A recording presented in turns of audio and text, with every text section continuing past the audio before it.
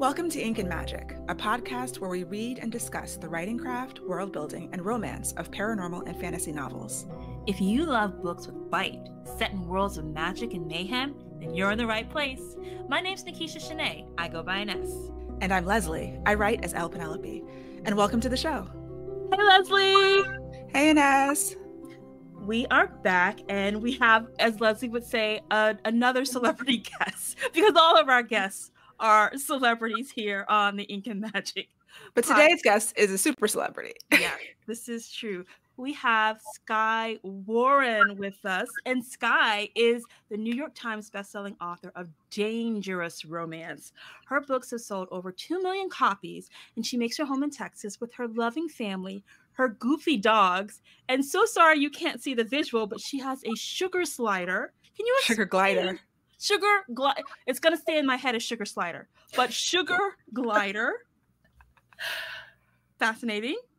Hello, you guys. Thank you so much for having me. I'm really excited to chat about dark romance, one of my favorite things to talk about.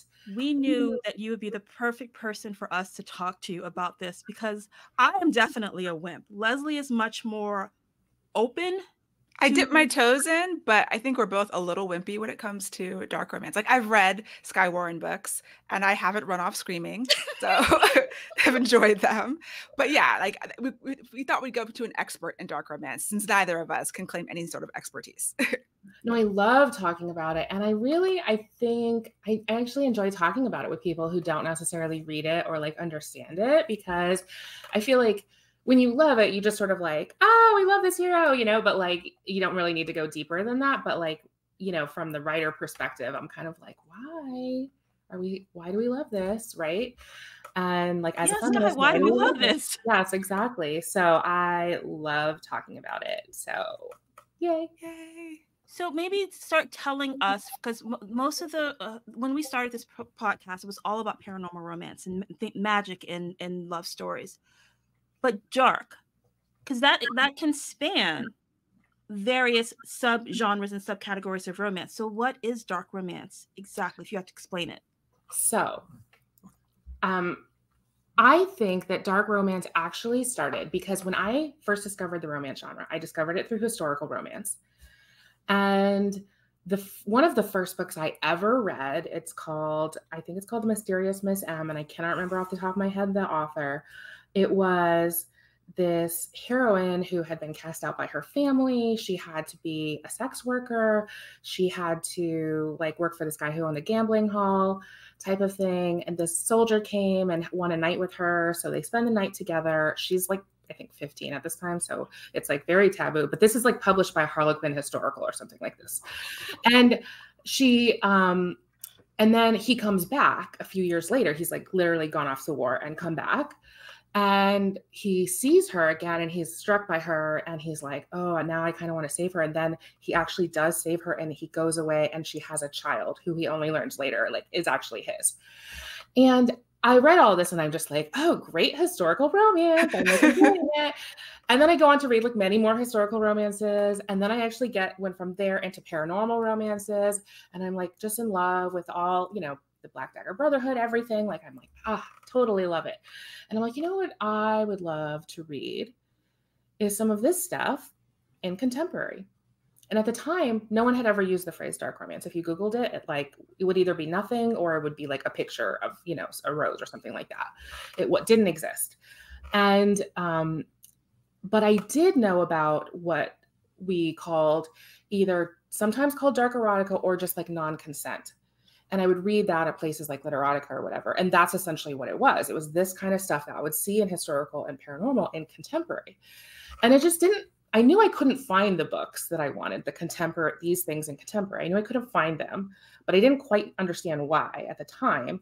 And so I wrote them because I just felt compelled to do so. And so I also wanted a career separately. I was writing books that I thought publishers would like and that readers would like.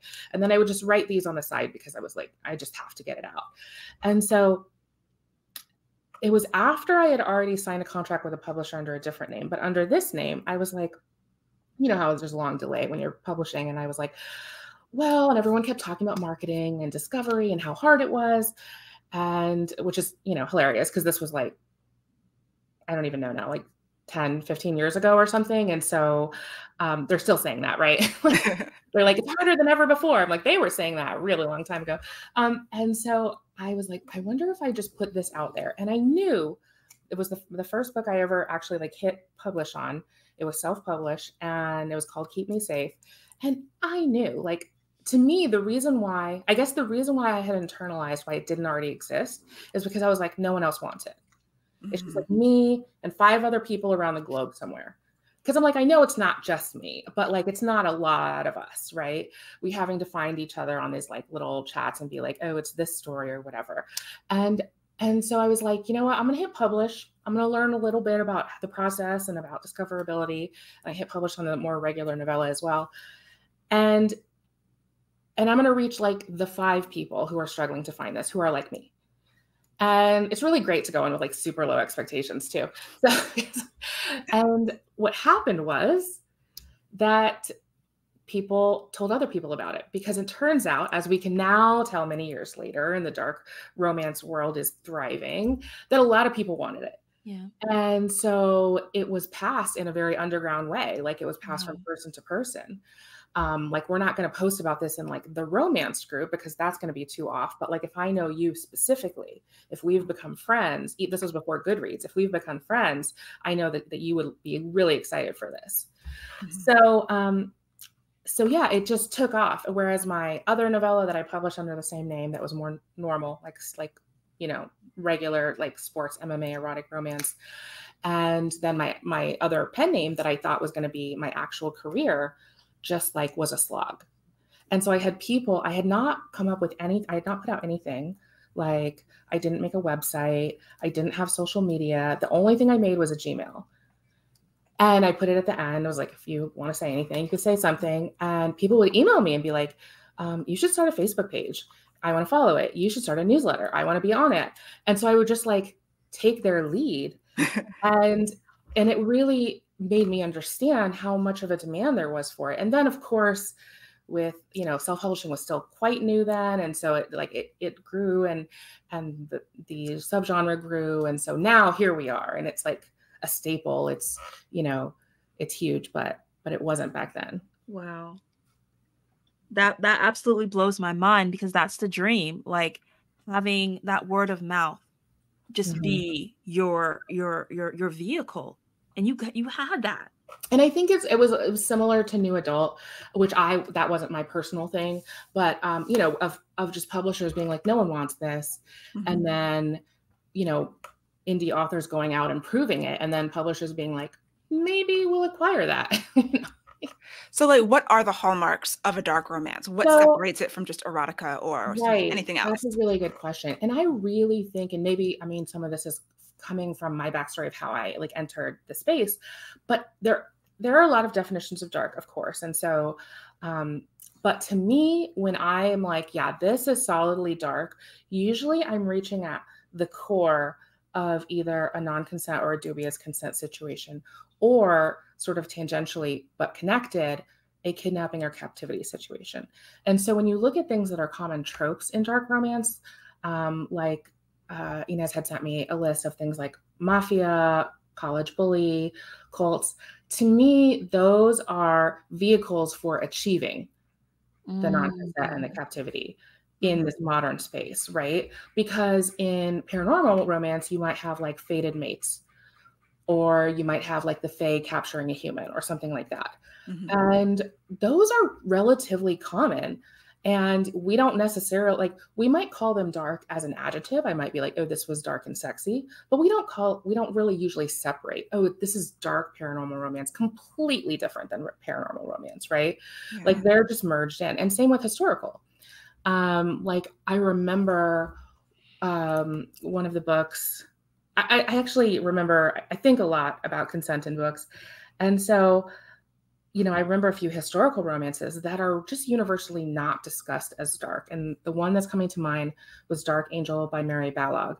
And the hero, he is described as like rakishly dark, good looks, kind of, she's intimidated by him at first compared to the golden boy that she like thinks she wants. But we know, as the reader know, he's a nice guy. We know that all the way through pretty much.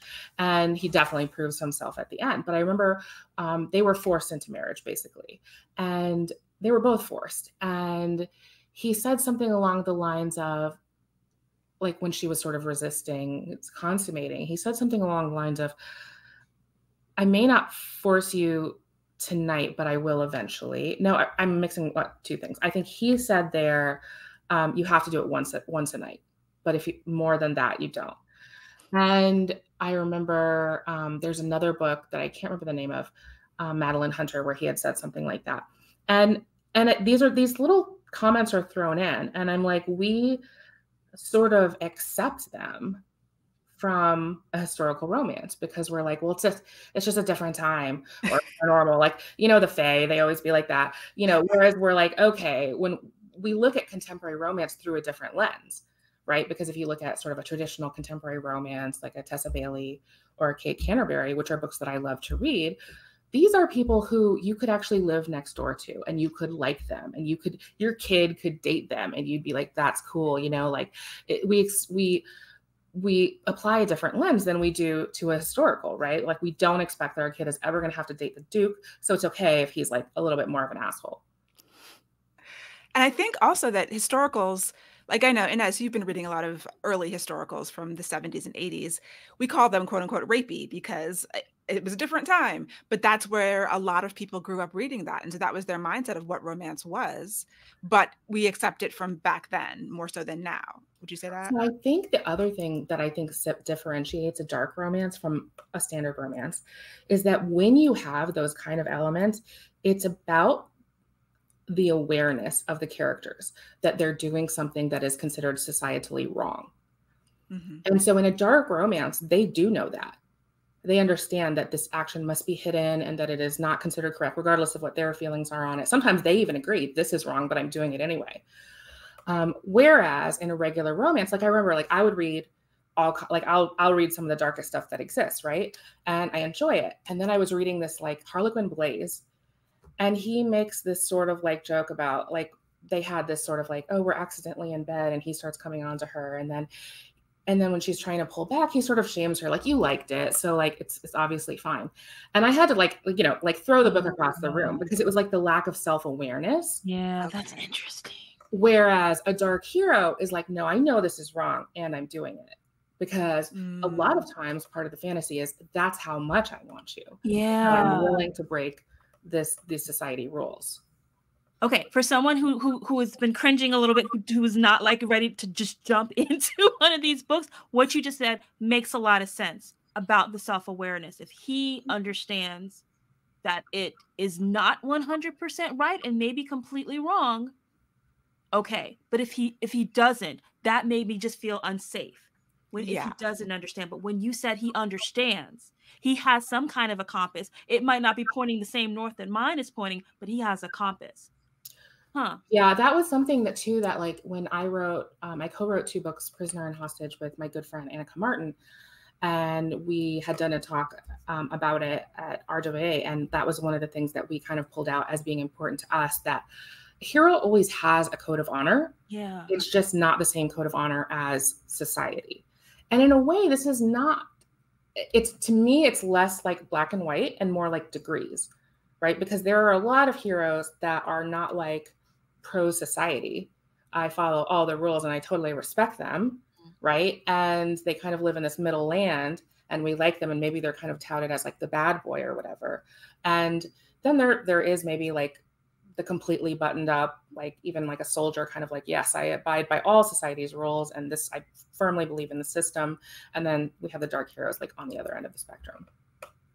So we've been talking about the hero, and I still want to talk about the hero, but I have a question about the heroine, because it seems to me that she is always the victim. Is that always true, that she's always the damsel in distress, the one who gets kidnapped, the one who basically gets locked down? Is she always the victim? So I think it's a combination of answers. So the first answer is no, it's not always. There are situations where she is the victim, but not the victim of the hero.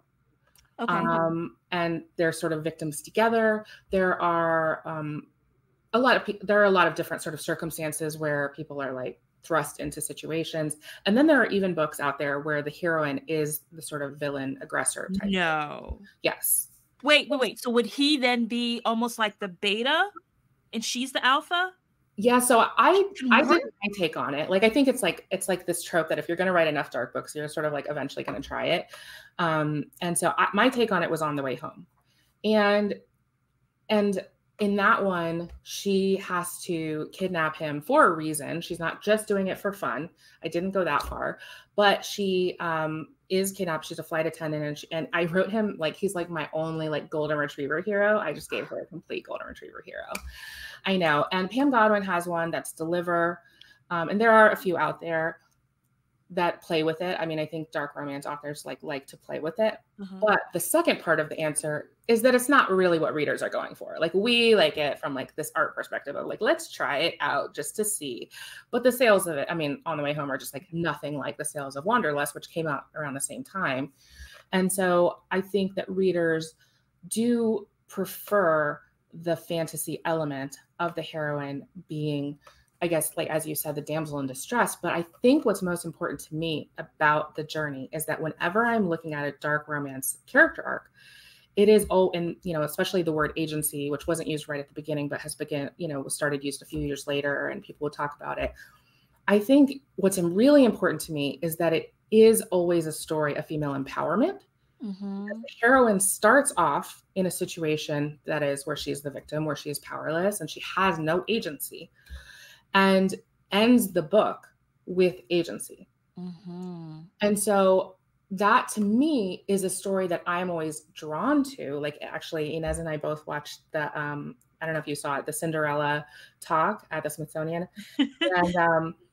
And they said like the persecuted heroine is like this sort of like long-standing trope. And like, that's something that I want to see. And I think the reason why I want to see it is because to me, it is more reflective of reality than a situation where it's like, oh, the cute guy moved in next door. Like, that wasn't my life. That wasn't how I grew up, or like what I was thinking about. That's not what I needed to survive, essentially. And therefore I can read those for fun, but it's almost like I'm a voyeur in that experience. Like, this is what people like, and I see it. I see how it's fun. Almost the same way someone who doesn't sort of inherently like dark romance might still read one and be like, okay, I see the draw a little bit, you know? Yeah. I think it's a kind of representation. Like, I was recently on a panel of authors and they were talking about representation, and most people think about, oh, race or gender identity, something like that. But there's experience representation, where you can read about someone who's the same race as you, the same class, whatever, but has a totally different life. But then you read whatever identity that character has, if you can identify emotionally with that experience, which sounds like what you're talking about, this starting out feeling unempowered. We've all felt that in our lives. And then the fantasy is you, through this difficult experience, you achieve agency, you achieve empowerment, and now you've got something so much better. You've come out of this very deep hole. But to have that emotional resonance, you kind of have to start very, very deep and very dark.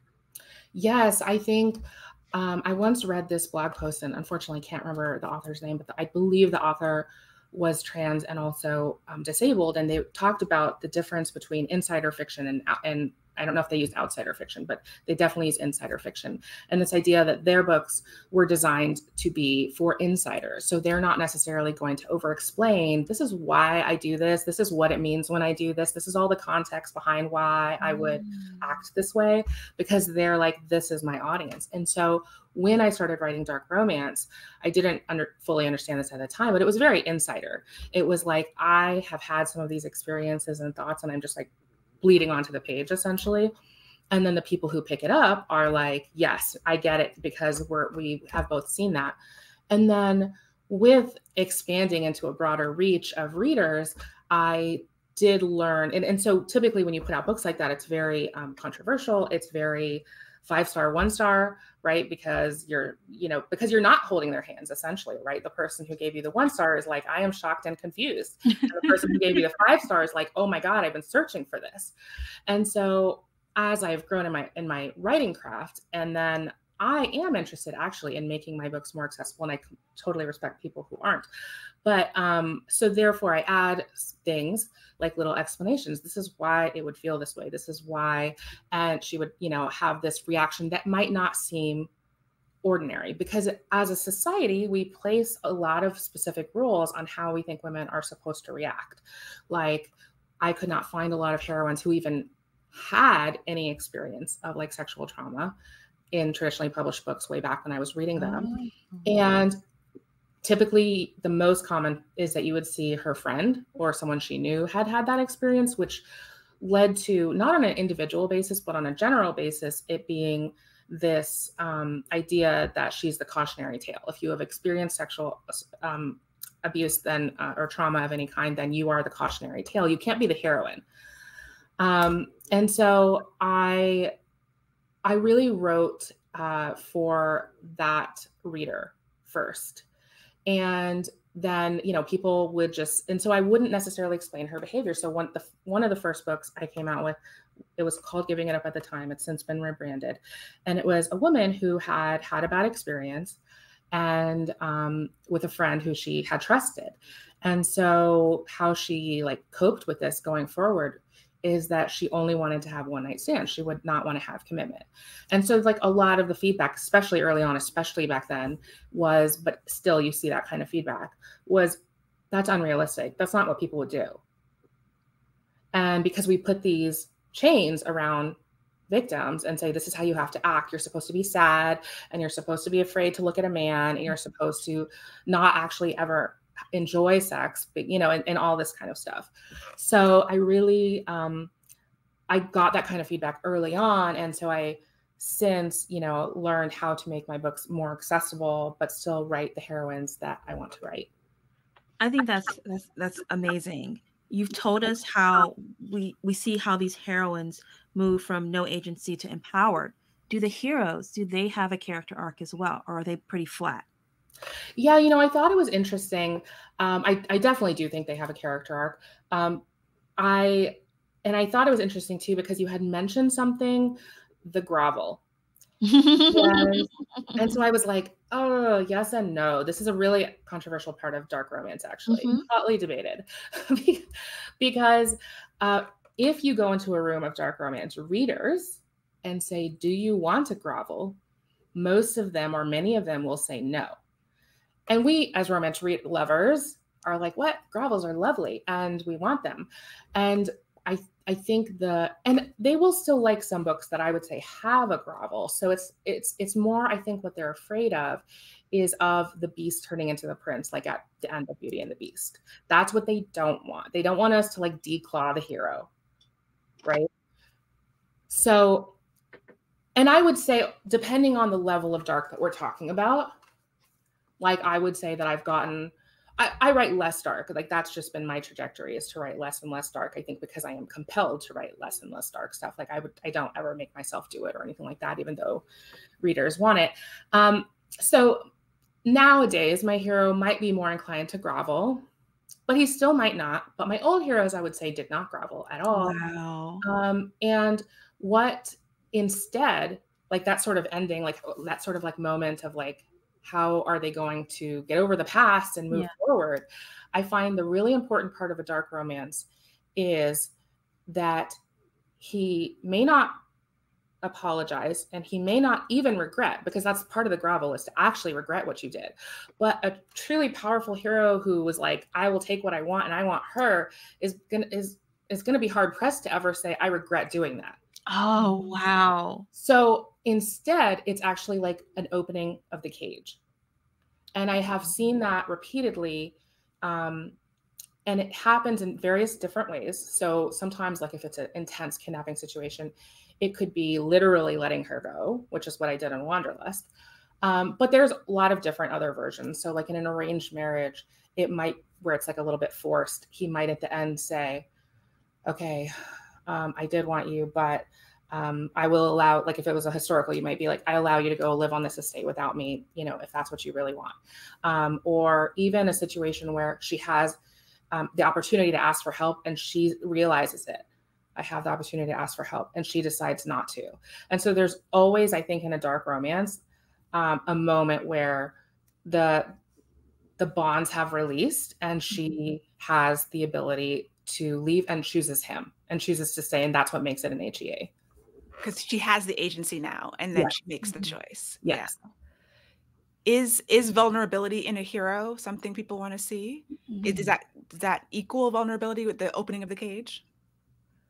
Yeah, so I think it's really important that in a dark romance, or even certain books that we would call not a dark romance, even a lot of enemies to lovers books are like this, where they will set it up at the beginning to show that the hero is actually so damaged, tortured, and also obsessed with her that this is what he's doing. This is a direct result of his feelings towards her.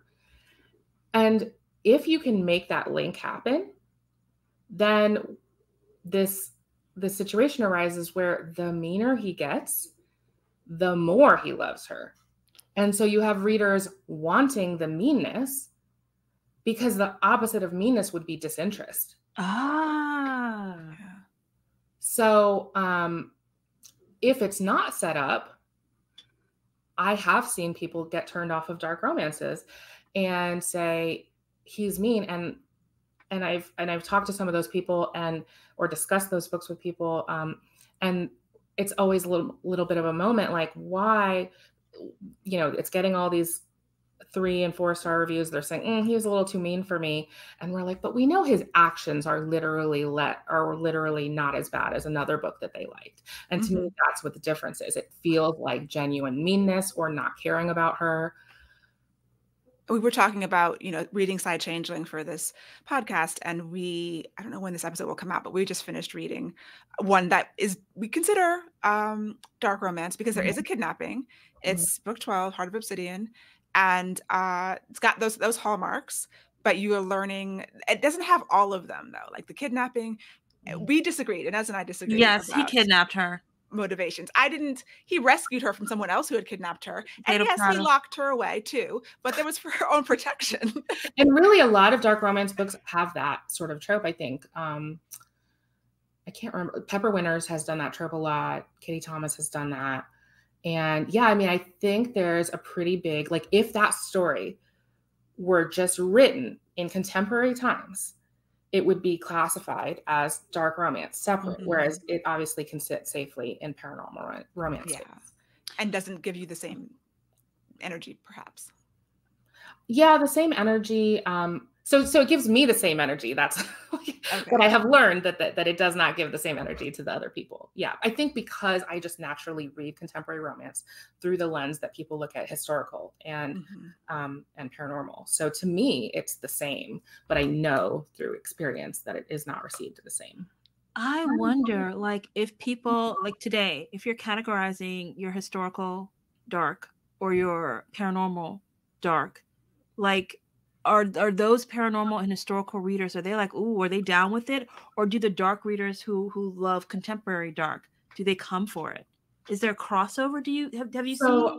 I have an example, a Kitty Thomas, who was one of the authors who was writing way back when I started and is still writing today.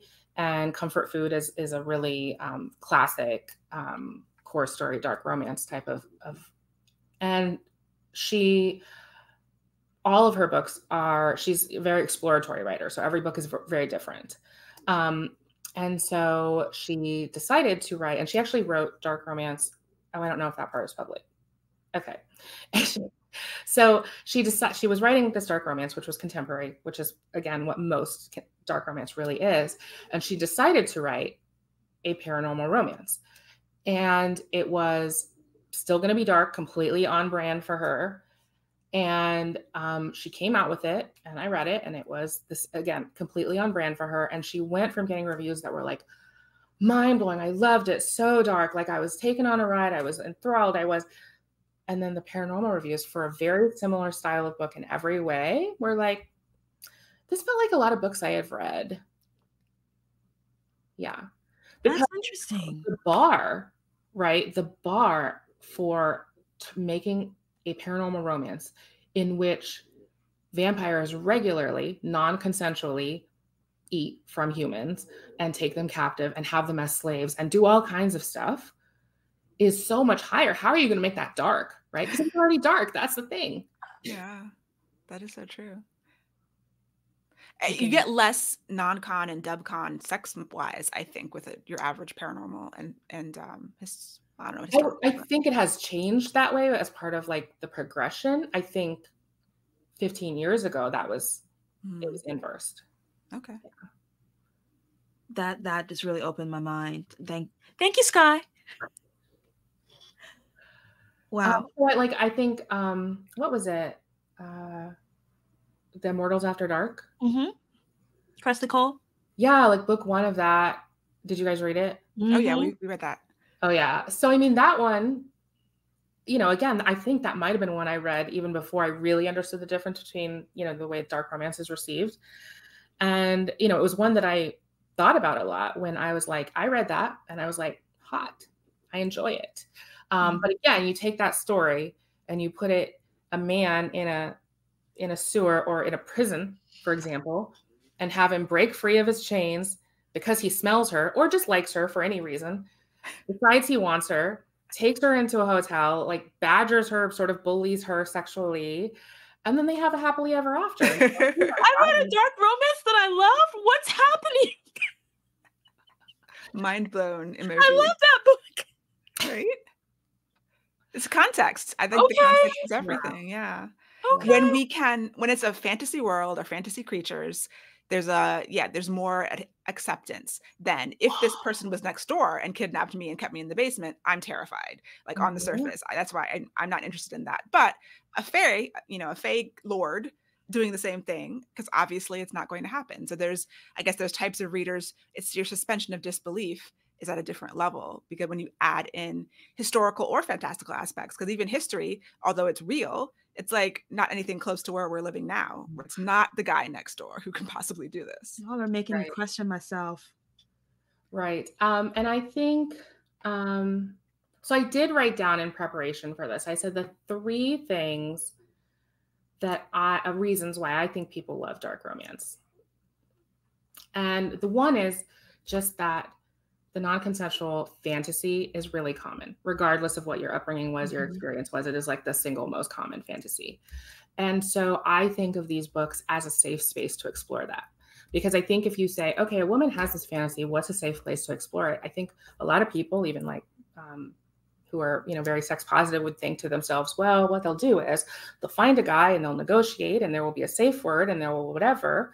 But I'm like, okay, but I can also just do that from the comfort of my couch, right? And I've now explored that in some sort of extreme way without having to be even the slightest bit upset and experience it. So, and also to even understand ourselves, like where's the one where we're like, oh, that is hot, and where's the one where we're like, ooh, too far, right? We can explore that in a very safe space. And then I think that for me, my entry into it was taking back the narrative if you've experienced sexual trauma. And I think that's one that is hard because you see people say things like, so I also have feelings about trigger warnings, but anyway, I won't go into that here, but one of the things that you'll typically see when people are advocating for trigger warnings is people saying things like, I would never read a book that has that element because I have a friend who experienced something. And so we have to protect my friend and all of us. And so I know that's coming from a good place and a genuine place inside that person, but I'm coming from a place of experience, and I'm that friend, and I don't need or want that level of protection. And the sort of like underground, like hand-to-hand book selling was made up of a lot of people like that. And so I'm like, obviously there can be someone who has trauma and says, I never want to read that, which of course totally support. But for those of us who do, then it's kind of like, that's where I'm like, in a way, that's one of the many reasons why I think that dark romance is feminist literature, because it's not about what a guy thinks about it. It's literally has nothing to do with it. And then I think the last reason that people will read it is just that it's a way to push the regular narratives that we already love, like enemies to lovers, into their extremes.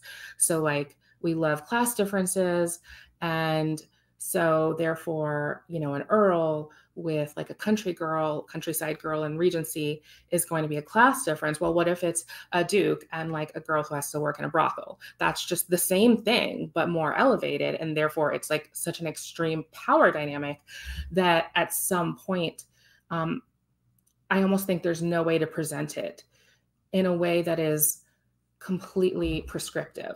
So prescriptive fiction, I call, is what is kind of a word that I'll use for like fiction that is like, we think people should live like that. Mhm. And so to me, contemporary romance fiction is not prescriptive, but a lot of people read it that way. And so they'll read something and say, well, I don't think the hero or the heroine should do that. So I don't like the book. And I just think maybe even the book shouldn't exist. Whereas I think there's like stretches of contemporary romance that aren't even dark, but still contain things that we would not consider prescriptive. Like an area of that is cheating. Like sometimes you'll have the hero and the heroine cheat on their significant others. Sometimes they'll even cheat on each other. And again, it's fine if you don't want to read that, but some people are just like, I don't understand why it exists in a book because I don't think that anyone should do that. And it's like, wait, that's not really what the purpose of the book is. It's not supposed to be advice. It's not supposed to be prescriptive. And so, if you were to take someone like in that example, like a duke or with someone who has to work in a brothel, there's sort of like no way for them to be together, because the way it would have to happen in a real, truly prescriptive environment, he couldn't just hook up with her. He'd have to be like, well, what I'm going to do is I'm going to bestow a lot of money on you in education, and then you're going to have to grow up, and then in 10 years, we'll see if we like being together. Like that would be the safe way of doing it, right? Like that's, and so the greater the power differential, the more likely it becomes that you're going to say, yeah, that's probably not great for real life. But I also want to play with that conflict and experience that conflict in this fiction.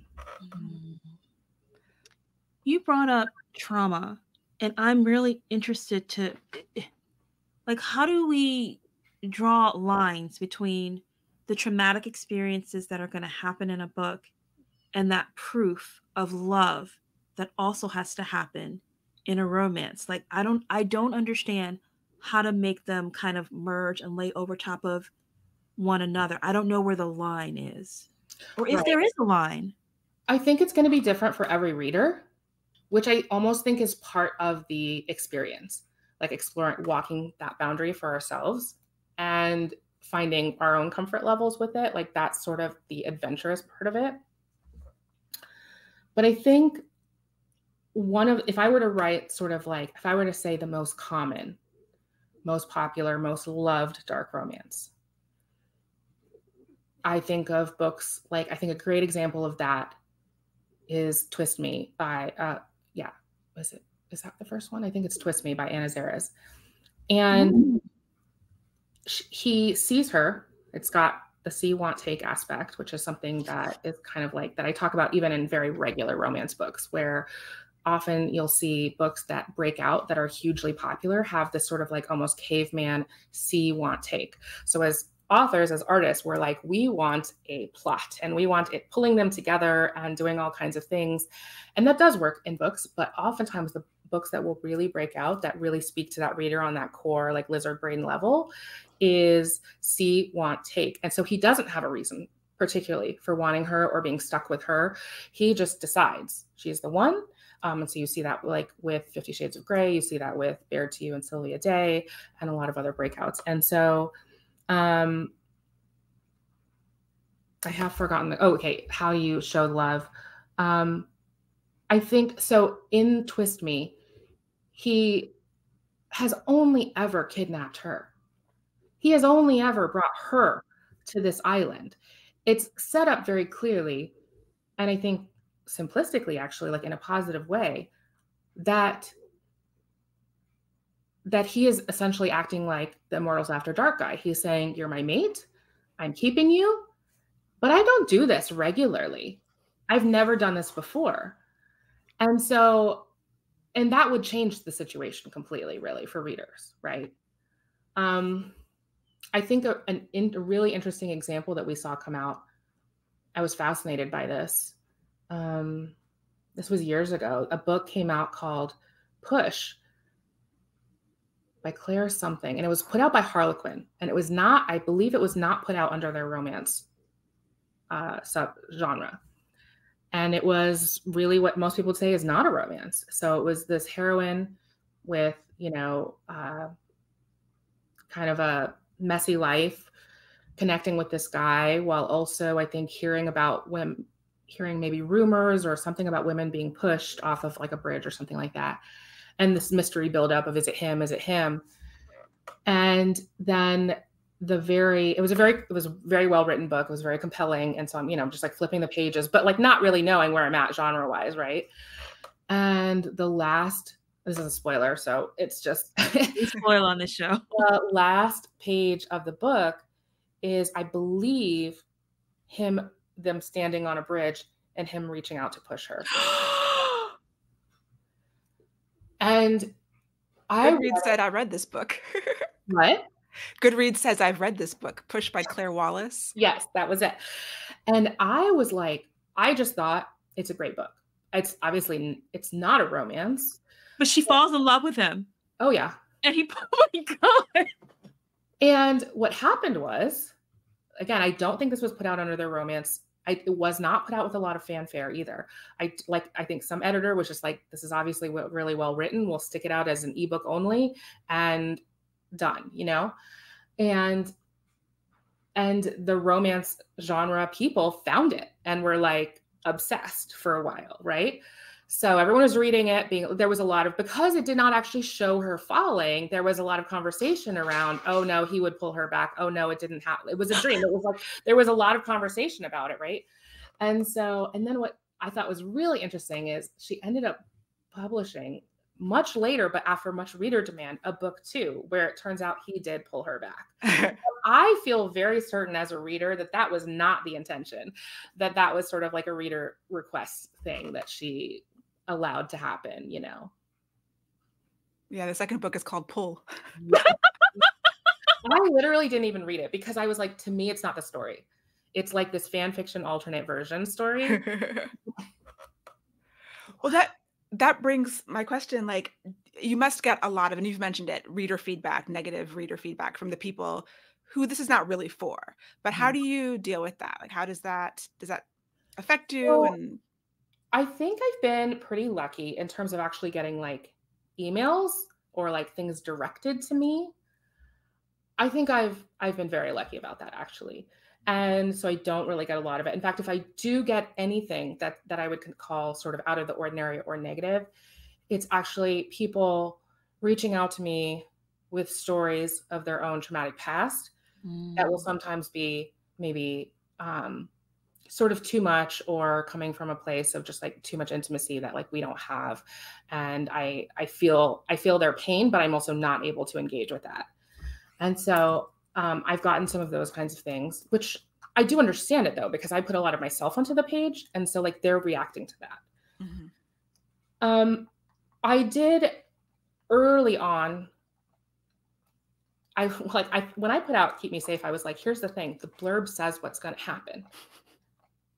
And so I was like, why would, I mean, you know, at the time, I guess like trigger warnings weren't really a thing anyway. But I didn't even occur to me because I'm like, the blurb says what's going to happen. And then people were shocked. I actually, the very first release of it actually had the words erotic non-consent on the cover. So it was like, I was just very clear about what's inside. And people obviously were still shocked. And I understand it because like the genre wasn't built up yet. Like we didn't have, you know, people didn't know what that meant basically. And also at the end of the day, I mean, we see this in the regular books, people just don't read the blurb, right? They're like, someone recommended it. It has a cool cover. I'm reading it, right? So I shocked a lot of people. And then I started creating the trigger warnings at the end, you know, please, this book has some stuff and, you know, just don't read it ideally. Like literally my first few signings I ever did, people would come up to my book, to my table and be like, oh, I thought, what do you write? And I would be like, how do you feel about dark books? And they'd be like, oh, I'm not sure. And then I'd be like, oh, you don't want this then? And they'd be like, no, I'm really interested. And I'm like, no, you can't have it. And it had this like reverse psychology thing happen. So I had to stop doing that because it was like actually creating sales anyway. And so I really had, because I am in no way I'm not someone who likes to shock people or scare people at all, like on any level, right? Like this is, again, I wrote it for insiders. I wrote it for the people who were searching for that specifically. So it really bothered me early on, this idea that I was upsetting people or surprising people. And so I would spend so much time and effort crafting the trigger warning. And then I would still shock people. And then I would make it more intense and I would still shock people. And then I don't remember which book it was, but I remember I had this intense warning. And then I started getting emails of people saying, it said this, but I didn't really think it was like that dark. And so I was like, at that point, I started to realize, wait a sec. First of all, most of you aren't even reading this thing. But second of all, even with the warning, it all is just so subjective. Yeah. And, and then plus I was like, who are we trying to protect? I mean, someone who so I have complex feelings about it, but I also sort of think it's not, my books in particular, it's like, if you had to do a checkbox, especially when you just think about mentions, right? Like if something's on the page, then I get it. You want to know if something's on the page. But if you're just talking about, they're talking about something dark that happens in someone's past and it's just like one line. Mm-hmm. I'm like, just check them all for me, please. Like it's all happening here, right? That's what I'm exploring. That's what I'm doing here. So yeah, that's how I feel about it. I did want to bring up, we're getting close to time, but I did want to bring up that you are a master or mistress of trilogies, which it seems like it works perfectly with dark romance because there's so much growing that has to happen for both characters. And I'd love if you talk a little bit about your trilogy mastery. Yeah, I think it's interesting because I think like if you're doing a standalone, often it is the case that the heroine has just sort of achieved her agency right at the end. And then you have the denouement and then the book is over. And so I think what trilogies do is allow you to really see how that would play out. We have like the sort of symbolic, she could leave, she chose him, you have that moment, but you still don't know like, well, how is this like ingenue going to actually be married to the mafia boss? Like, how is that going to work? Especially if he's not like the lovey-dovey kind, right? Like, I mean, we have seen those too, and that makes total sense to us. But if he's really been the strict, like, I do the tradition and I, have these feelings or whatever, then we don't necessarily know how it's going to play out. And a lot of the way that I think about a book two of any trilogy, regardless of whether it's dark or not, is a second chance romance. Oh, yeah. So there are a lot of ways to do trilogies, and I'm not saying that any one of them are right or wrong, but frequently, this is often the case for my trilogies, and it's often the case of the trilogies that I see elsewhere that are successful. Book one ends with the hero and heroine being split. Yeah. And in particular, it being the hero who pushed the heroine away. And so then book two is a second chance romance. And then at the end of book two is often we are together emotionally. We have committed to each other. We want to be together. We both acknowledge that. But now there are external circumstances keeping us apart. So that's kind of how I look at trilogies. So then with book three, it's almost like a whole book of a happily ever after? No, because it's in that it almost becomes like it's an us against the world. So they still have to have a completely original, like I actually believe that every book in a trilogy can stand alone. And I completely understand that no one's reading it that way. I get that. I wouldn't read it that way either for the most part, but I believe that is true and I write them that way. And I think that it makes more sense if you think about it from books that are cliffhangers that are like, I think of, am I going to remember the name? The Cruel Prince. Did you guys ever read that one? I did, yeah. Like that is a complete book as written. Yeah. Obviously it keeps going. A lot more happens. And she doesn't, in book one, she isn't with that guy. They're very much apart and opposite. but it is a complete book. And that's how I look at these books. And so it is not a complete romance. Book one is not a complete romance, but it is a complete book. And so that's why I can read a book like Push and say that was a really fascinating book. It was not a romance. It could be a romance if you go on to do what she did, which is write another book. Huh. Do you know what's interesting and why, my opinion, why a trilogy, the way that you're talking about it, works? Because a lot of times we get really hooked on these television shows where you see, it's not necessarily dark, but you see the romance budding and it's a will they, won't they, will they, won't they, will they, won't they. And then by the time you get to season 3, they're together. But because television writers, who are mostly male, don't know how to handle it, they pull them apart again. So it's never an us against the world. And we don't get to see that a lot. Yeah. And so each book, because so it goes to the heart of like, what is a book, right? And so typically it's, first of all, the plot structure. So every book in a trilogy has a complete plot structure, just like a regular standalone novel would have. In addition, each character, the hero and the heroine, do actually have an arc. And so sometimes it's just a deepening. Like he could be like, well, I learned that I always have to have control, and that's why I can, that's why I kidnapped her, and that's the only way that I can be safe, or maybe even that she can be safe. And then in book 1, he could completely resolve that problem. And then he could move on to book 2, where he's like, actually, when I love someone, they always die. So like now I can't be with her for like a different reason. Or it can just be a deepening of the same conflict, but it still needs to be, I think, distinct. So you actually can see that even at the end of the book, when he is pushing her away, despite that, he has achieved character growth. And often I would say him pushing her away becomes the proof that he has achieved character growth. Yeah. I like that. Because I think what's really interesting about, I think there was like this meme that went around, and it was something about how, well, a hero will, I wish I could find it. If you guys might know where it is, or you might see it at some point, but it's like something about the hero wants to save the heroine, but not at the expense of the world. And the villain will watch the world burn to save her. Yeah. And so it's this sort of intensity of feeling and emotion. And I think when I think about him letting her go, if it is sort of a captivity or forced situation, he is taking her because he decides, I want her that much that I'm willing to do this thing that I understand is wrong and may even cause me problems, and et cetera, et cetera. And then at the end, because especially most frequently, these things are faraway obsessions. So that doesn't mean they aren't real, but it does mean he doesn't know her on a deeper level, right? And so then they have this forced proximity thing. He gets to know her, and actually then his obsession turns to love. And the love is what says, I would actually rather you have freedom of choice than to have you.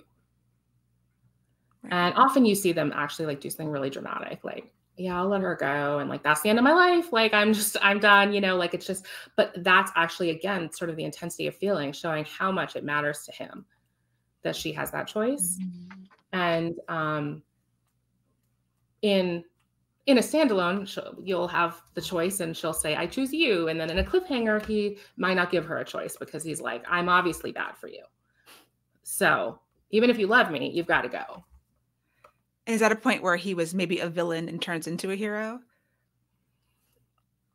I am pretty obsessed with villains. So anytime, like that's a lot where I get a lot of my character inspiration. So anytime you're watching a movie or reading a book and there's a villain, and I mean, a very black and white villain can be inspiration for me. And one that, I would acknowledge is a villain. But it becomes like an intellectual challenge for me. Okay, take this obviously bad guy. How much could I remove and have him, to me, be a hero? And also brings into the question of redemption. Right. And what is redemption? What do we need redemption for? What do we maybe think we need it for, but we don't? And a form of the heroine giving him absolution. So. Right. Here's a question for you. I know we're running up on time, but here's the question for you because I know you're a Kleypas fan. So, Derek Craven, Lord St. Vincent, Reese Winterbourne, dark romances? It's hilarious that I'm like literally currently reading St. Vincent again right now. Like it's open on my Kindle. Winterbourne is my bedtime story. I think I told you this. He's my bedtime story. I think it's interesting. And you know, there are people who, so like I took my books and partly I made them lighter because that's just how I wanted to write. And then partly I made them lighter because I was actually actively trying to seek new readers. And so I would find these readers, like my first attempt at this was The Pawn, and I would find these readers and they would say, oh my God, this is the darkest thing I've ever read. And I'm like, well, don't read anything else I've written because, you know, at the time. And so I think like for St. Vincent is often the darkest character that someone has read. Is he quite dark? I think she's very clever with how she plays with it. And I think you see a lot of those situations in what we would call like modern dark romance of he got her through a situation where it wasn't him initiating, right? When he got her in the previous book. But he then had the opportunity to do the right thing and did not.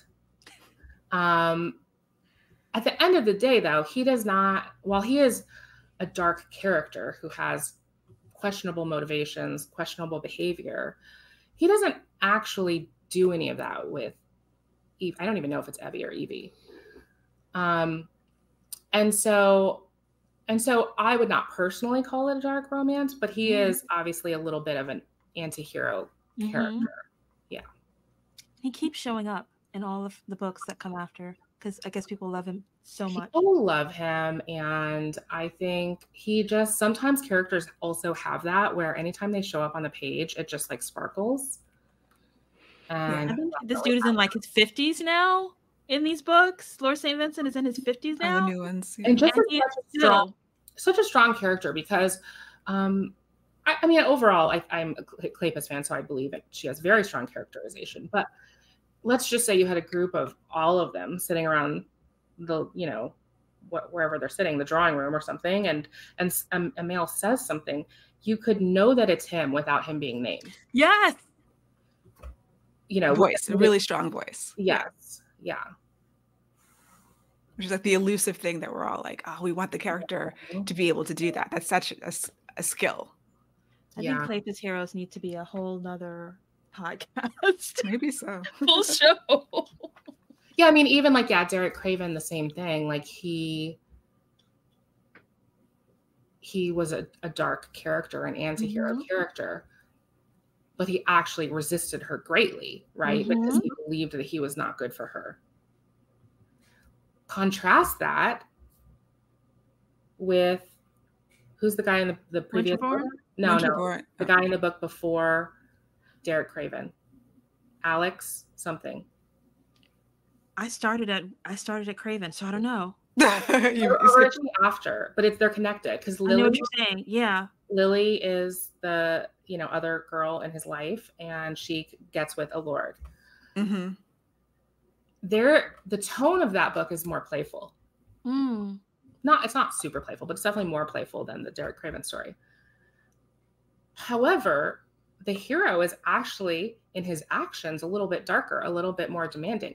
But I think people would actually qualify him as being a lighter hero because he's overall a guy who doesn't have a lot of, he doesn't have a traumatic past. He doesn't like overly, he normally does the right thing. But with her, he's a little bit like, no, I'm going to take her. That's going to be right for both of us. So yeah, I love seeing the juxtaposition of that. I think we actually see the same exact dynamic between Derek Craven and Alex Lord, whatever his name is, in her contemporaries of Sugar Daddy and Blue Eyed Devil. So Blue Eyed Devil is typically like the fan favorite. I think most people love him. He's got like the anti-hero vibes. Have you not read Blue Eyed Devil? I didn't read one of them. I can't remember which one it is. I feel like you would love Blue Eyed Devil. He's very Craven Winterbourne. Like he's that type of hero for her, but in a modern setting. And whereas Sugar Daddy, which is like sort of my personal favorite. Now, to be clear, none of these books have dubious consent. really. You know, and so like they're not dark books. They're not Okay. they're contemporary romance books. However, he is much more, I will do anything to have you. I will lie, cheat, or steal to have you. Um, it may not be necessary, but I would, and you can believe it. So, yeah, I think that's actually something interesting too that I think about. I'm like, would you in a different position be the dark romance hero? Oh, we keep talking. What? Wow. You've really made this, for me at least, you've made this very really accessible, because I was one of the people that would be like, oh, he's and close the book Yeah. and go reread Marrying Winterborn. I think the threshold, knowing your threshold is Exactly. where it's at. Like you can dip your toe Yeah, in. exactly. And I always support people reading whatever they want. I like to talk about this because I do understand how, if I weren't naturally attracted to them, how easy it would be to be like, they are obviously wrong. They're just so obviously wrong, because you don't want a guy to do that. Therefore, why would I want to read about it? Like I understand that impulse. It's only because I have the natural impulse to read it, and that I've gotten, you know, healing out of it, both reading it and writing it, that I have had to like look deeper and say like, what is happening here? Yeah. So dark romance is actually beautiful. It does some beautiful things, and that For people who need them. Yeah. Yeah. Yay. Good job, Sky. So Sky, let our listeners know, is there anything that you're reading or watching that you're just really loving right now? So I wanted to share with you guys actually like one of my favorite dark romances ever, because we're talking about it. I felt like it was on topic, and it's just such like a brilliantly crafted book. And I think what's also so compelling about it, okay, I'll say that after I say what it is. So it's called To Have and to Hold. Have you guys read it? I don't think No. so. Who is it by? Patricia Gaffney. No. And so it's historical romance. And it was written, I don't know, many years ago. So it's like a little bit old school, but not like Woody was old school, more like Julia Quinn old school. And it is, I would just say, like core story dark romance. And really well written. And obviously it did reach the level of dark where even people who normally read historical romance were like, whoa, this is kind of too far.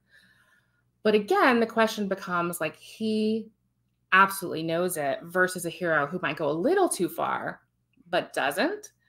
And that difference being just, you know, being wildly different from a reader experience. But the thing about this story is that it's very much a Jane Eyre retelling. Okay. Which I happen to love. I love Jane Eyre. Yeah. And I have this random theory that romance readers tend to be either more of a Pride and Prejudice reader or more of a Jane Eyre reader. And the Pride and Prejudice translates to more Cinderella stories, and the Jane Eyre reader translates to more Beauty and the Beast readers. And you can enjoy both, but I think maybe there's one at your core that you like are always attracted to. Yeah. And so I really read it through the lens of Beauty and the Beast, and which is the same way that I read sort of Jane Eyre. And I did a Jane Eyre retelling that actually wasn't as dark. It was a little more like realism. But I think sort of the premise of Jane Eyre is that power differential. Like, it's so key. The story doesn't make any sense without it. It's not the same story. So I also love talking about retellings and like what you actually need to make something a retelling, like which parts are essential and which parts are not. But yeah, that's why I really love that book. I think it's just a compelling read. I enjoyed it just as a reader, but it's also very interesting to look at from the lens of dark romance and from the lens of retellings. What about you, Les? What are you reading or watching right now? In a totally different vein, I am watching. We were talking about this in our morning writing sessions, and for some reason, one of our friends told me to rewatch Farscape, the late 90s, early 2000s Australian, which I didn't realize it was Australian, sci-fi show. And I was at an event called Awesome Con this weekend doing panels, and it's like sci-fi fantasy con, think like a Comic-Con in DC. And I mentioned that I was rewatching Farscape, and there were literal audible groans in the audience. I don't know, but I'm finding it very comforting. It's very sweet. It's like a low budget, like sci-fi show, not on the level of a Star Trek, very much more low budget than that. But it's got a lot of heart, and it's cheesy, and it's kind of corny, which is probably why they were groaning. But I actually am enjoying rewatching it. It's bringing me the same comfort like a Leverage would bring, where it's like silly but fun. So that's what I'm doing. Inez, what are you reading or watching that you're enjoying? So Leslie, I'm about to write a Marriage of Convenience series for my clean and wholesome pen name. And I was sitting on my couch, really, really bored. And I have one of those Fire TVs, and they keep, Amazon just keeps bringing up their ads for whatever they've done. And an ad came up for Anyone But You, which I missed in the theaters. And it's fake dating because this woman's sister and her one-night stand's best friend are going to have a destination wedding.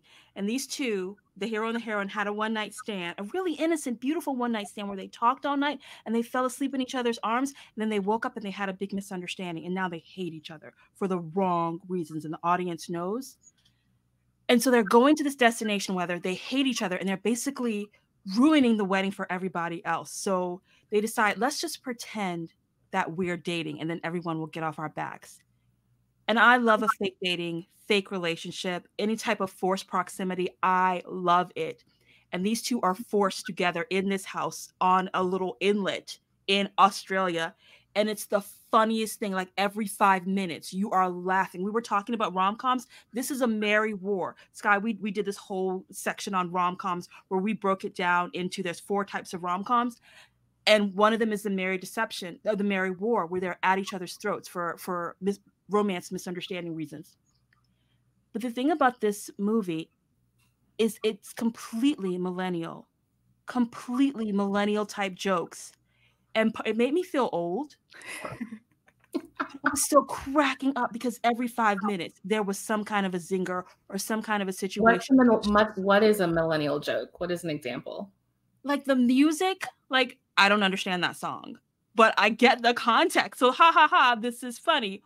Or they're making jokes about technology, and I was like, oh yeah, I don't know how that app actually works, but I get what you're saying. So ha ha ha, that's really funny.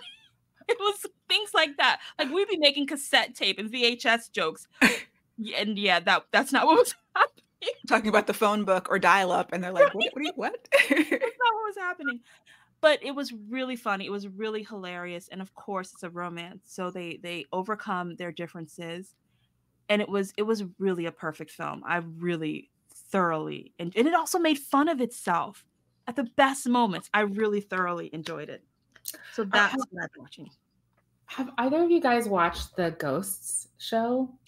I've seen the previews for that too. So my husband and I are both obsessed with both the US and the UK version. Of course, there's a UK version. Yes. Yeah. We watched both of them, and they, I think they're both great. And I kind of brought it up partly because we're watching it, but also because it's an interesting, they start the couple in both versions. There's a married couple at the beginning, and they stay together throughout. And so it is like sort of them against the world. And we kind of talked about it's not the story of them coming together or breaking apart. It's the story of them inheriting this haunted house, and then they, meet the ghosts and such. Oh, nice. I had no idea that's what it was about. Yeah, I love it when the couple is together. Because if you're a Miss Scarlet and the Duke fan, it's now Miss Scarlet wasted my time. Because the Duke no longer is on. Sorry if you didn't know yet, but the Duke is no longer a part of the show. The actor decided to take his business elsewhere, and now it's just Miss Scarlet. We didn't get the promise of the bromance. So yeah, I like it when a couple stays together and they fight together. That's why I love your book 3, Us Against the World. Mm-hmm. Sky, where can people, if they want to hear more of your wisdom or read some of your dark books and be healed by the power of love, where can they find you? You can find my books on my website, skywarren.com. And I think a great medium dark place to start is The Pawn. So that's a place that a lot of people enter if you're looking for something lighter, but still maybe gothic tones and dark themes. There's Private Property, which is my Jane Eyre retelling. And if you were particularly interested in going all the way to the dark side, you would read something like Wanderlust or Prisoner. So Prisoner tells that title tells you what you need to know. Book 2 was called Hostage. And yeah, we're just like, yeah, I'm not trying to hide what's inside here. I'm just like being really upfront. Right? We appreciate. We hear you. Thank you, Sky, so much for coming and hanging out with us. And thank you guys for listening. And please let us know what you think. You can leave a comment on YouTube with your thoughts on the episode. You can share it with a friend who loves romance. And please don't forget to rate and review us on Apple Podcasts or Spotify. And you can always check out our book schedule on our website, inkandmagic.net, so that you can read along as we complete the Side Changing series, or whatever is out now. we catch up to the Side Changing series by Nalini Singh. And we'll see you next time. Bye. Bye. Bye.